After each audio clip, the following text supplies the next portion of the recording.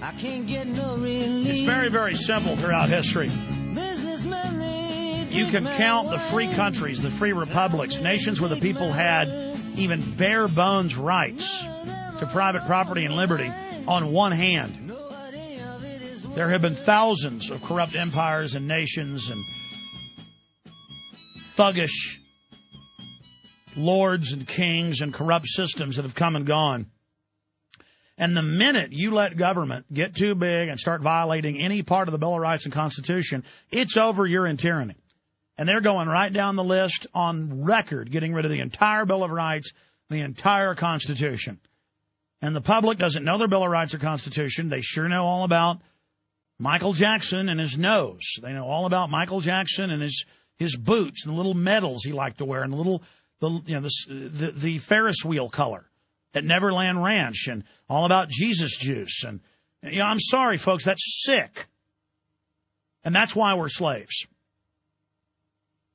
We are a decadent, bloated, dumbed-down nation, and now we're going to get butchered like a fat hog. But there are tens of millions of good, wholesome people in this nation, and we're fighting to save the republic. And some of you call yourselves liberals, some of you call yourselves conservatives. You better get rid of those terms and get back to liberty versus tyranny, and you better do it right now, ladies and gentlemen.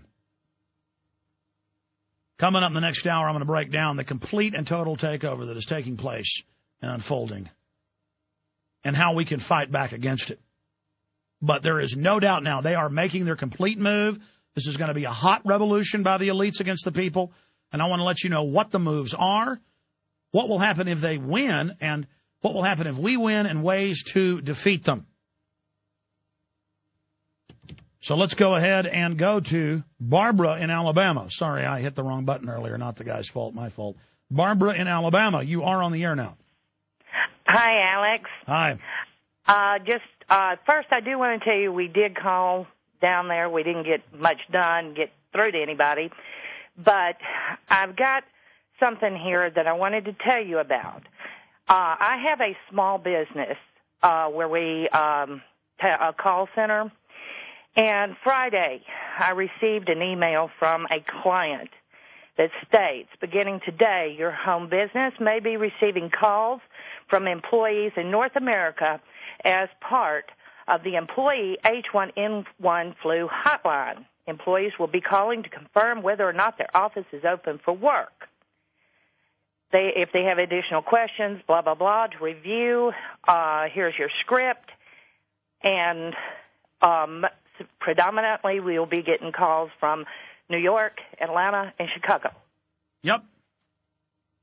And I don't know if this is anything important. No, it is. I wanted to call you. It is, and I was going to get to this next hour. I'll cover it in a moment. But first, tell folks, so you were unable to get a hold of one of the little snot-nosed legislative aides up there on the Hill while they completely butchered the entire Bill of Rights and Constitution, and our form of government will cease to be if the Senate passes this? Yes. First we got a couple of numbers. That was the number, the number is disconnected, or this is a number is out of order. We've basically we never really got through to anyone. We got transferred a couple of times. We tell people what. Yeah, let me tell you what you do, and we're going to post this. You got to call their local office. That's the one you got to hammer up on Infowars.com and PrisonPlanet.com. I posted Friday a list of their local numbers. And so call your local congressman. But the main, and I appreciate your call, the main people to call are the 8 Republicans that voted for it. We have a list of them up on Infowars.com and PrisonPlanet.com right now because they have a motion to reconsider. There is 3 days. We have, in fact, a clock up there on the site. Let me just go to it. The passcode just launched on this useless computer up here that relaunch every 5 minutes when you try to go to them. Up on Infowars.com, I have a clock counting down for the motion to reconsider where those individuals have 5 days. And again, that runs out in 3 days to go back into the House of Representatives and reconsider their vote. So those 8 Republicans, and those are the 8 that helped it pass, do that. We can't have 7 because if 7, if we have 7 that do it, then the vice president will be able to tie break, and the emotion will still carry. Because people are saying, well, they're going to try to beat the bill in the Senate. The criminals in the Senate, and by the way, it's criminal that they wouldn't let the American people read that bill. It's criminal that they added hundreds and hundreds of pages last minute. And when you read what's in it, it's even more criminal. And again, that's coming up next hour. Let me scroll down here into this story. I know my dad's calling me right now while I'm on air. I forgot to turn my phone off. It's a complete circus up here today, ladies and gentlemen. Here it is. Cap and trade traders can change vote by July 2nd is the headline. And we have a countdown clock. 3 days, 7 hours, 6 minutes, 48 seconds to beat that. And all their phone numbers and details are right there. And you can also call Democrats that voted for it. They are Mary Bono Mack, Republican, California. Mike Castle, Delaware, Republican. Mark Stephen Irk, Republican, Illinois. Leonard Lance, Republican, New Jersey. Frank Lo Bonando, Republican, New Jersey. John McHugh, Republican, New York. Dave Reichert, Republican, Washington State. Chris Smith, Republican, New Jersey. We have the motion to reconsider House rules up there, and we have links to it, again, up on Infowars.com. And I was going to get into that next hour, but I'll just cover it now. Now, on the subject of the flu, if you go back 2.5 months ago when all that started,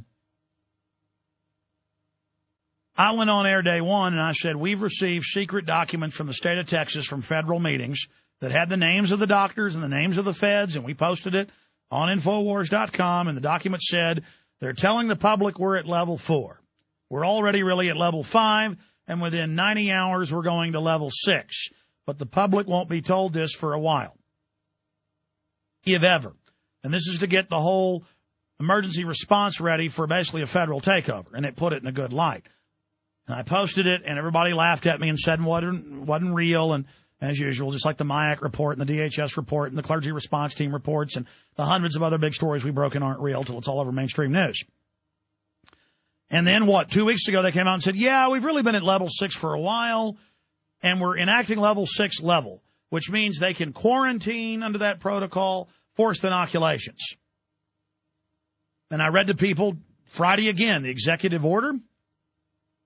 You can just Google forced inoculation quarantine executive order, and it'll pull up. It's 13,600 and something. But the point is, CBS News.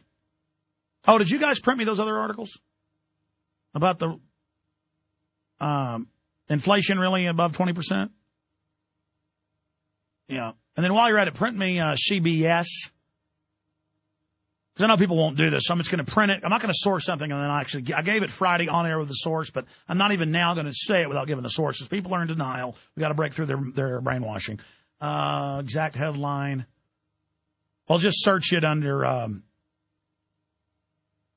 flu quarantine executive order, and the CBS article has the quarantine and forced inoculation. And you've seen them on Fox and CNN going, yeah, for your safety. And, the big Canadian newspapers are saying, and the European papers, yeah, we're getting billions of doses ready worldwide to forcibly inject you. And then we played a state official in Arkansas, a tape of him on the news saying, yeah, we're going to forcibly inject you. Now, people are saying, wait a minute.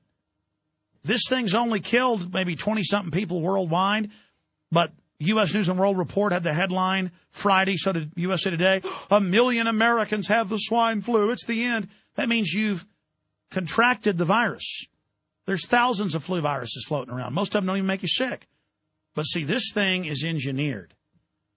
And I don't just say that. All these top scientists in the Canada, the U.S., Europe have come out and said it's clearly an engineered virus out of a laboratory. We told you that day one. Months later, they admit it.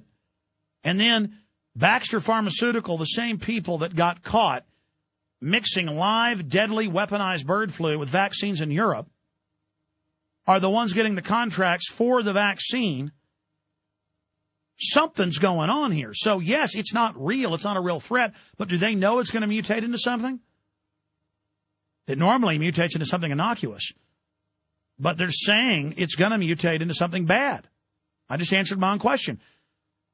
Are they going to, during the financial collapse, during the martial law takeover, during a financial martial law takeover in the fall, which everything is pointing towards now, are they going to, just like in Mexico, say stand down, it's for the flu, troops are on the streets for the flu, so the feds can grandstand as saviors? We're going to break it all down after the news in the next hour and go over the complete tyranny that's unfolding. Stay with us.